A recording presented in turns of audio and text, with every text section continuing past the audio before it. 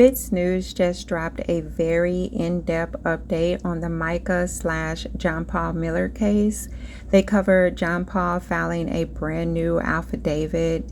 They talk about where the case is going, and they even mention Chris Skinner. So let's jump right into it. We're going to listen to Jennifer Wood talk about how afraid people are of John Paul Miller.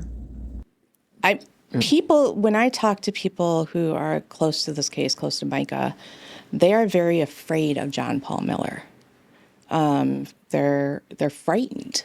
I mean, that's why, a lot of the sourcing that I've done in this, they're close friends of Mica. I'm verified who they are, verified their stories. They all match, but they don't want their names out there. And they're petrified of him. And I think that speaks volumes, to, how much control he has, how much control. I mean, what Mica went through is a lot. And I don't think she's the only one that's gone through that. I mean, you saw his ex-wife's application for custody. She has sole custody of their kids right now. It was eye-opening. That, to me. So Jennifer Wood is the research director, and she was basically saying it's hard to get intel and information from people because they are so scared of John Paul Miller and what he will do, and that's horrible.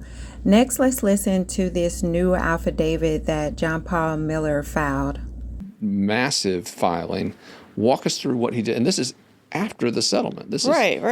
What is he even filing this? So as part of the settlement, the Francis family agreed to withdraw their petition to be personal representative for Mica's estate. So they agreed to withdraw that.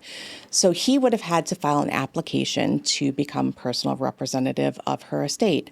This is an application that, by all accounts, was uncontested. Nobody was battling him for control of her estate. Just fill out a form and it's done. Right. You file that application, the motion, any supporting evidence that they're married.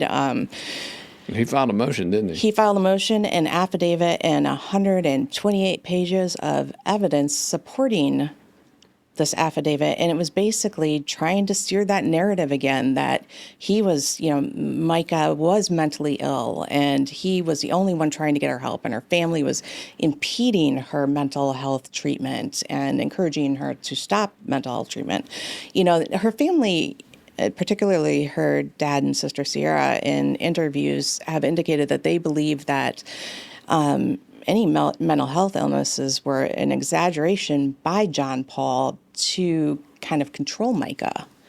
And he's pushed back on that very hard with what he says is evidence that they impeded that treatment.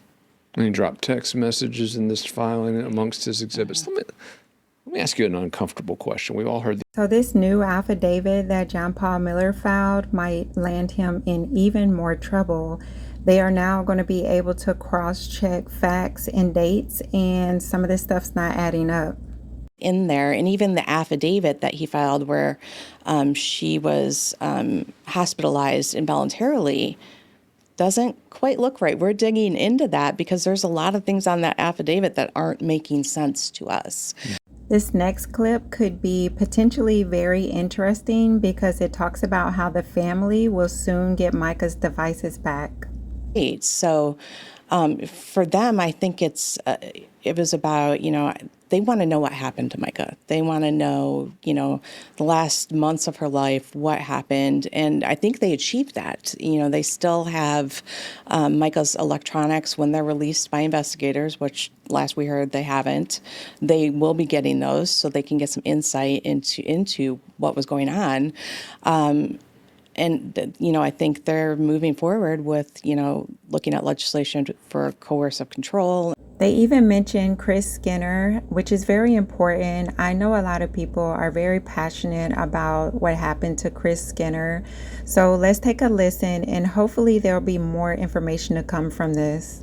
Ever, when obviously they were anything but. Yeah.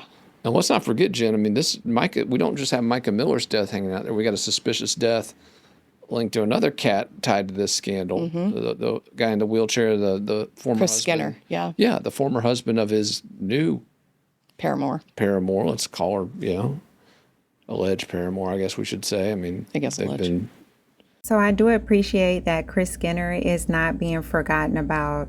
Let's listen to where they say the case is heading.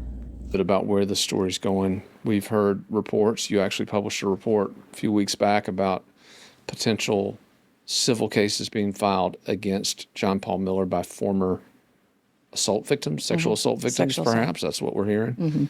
There is obviously some form of criminal investigation underway.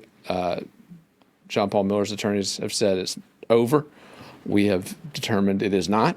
It's funny because they said it was over, and it's like the next day I talked to somebody who had just been interviewed by. I'm like, Yeah. Well, we heard that after the settlement. Of course, Right. John Paul Miller, one of his attorneys, Russell Long, I believe it was, got up and said that South Carolina investigators had concluded their work. and kudos to you for the pushback on that question. I mean, yeah. Okay. Good luck with that. So yeah, there's much more to come in this story, and I think I think it's going to get even more wild the more we learn. Not my cup of tea.